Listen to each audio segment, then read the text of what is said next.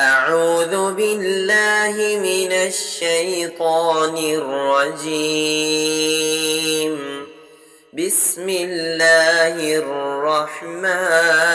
الرحيم. الحمد لله الذي أنزل على عبده الكتاب ولم يجعل له عوجا قيما لينذر بأسا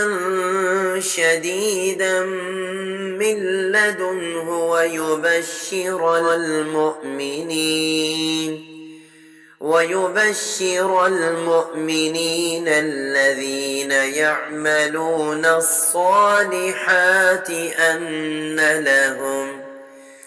الذين يعملون الصالحات أن لهم أجرا حسنا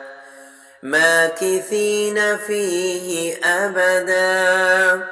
وينذر الذين قالوا اتخذ الله ولدا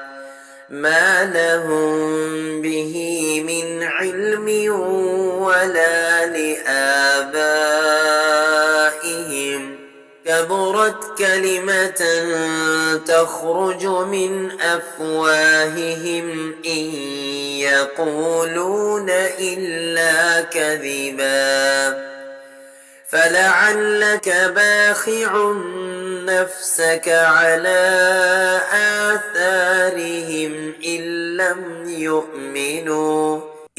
لم يؤمنوا بهذا الحديث أسفا إنا جعلنا ما على الأرض زينة لها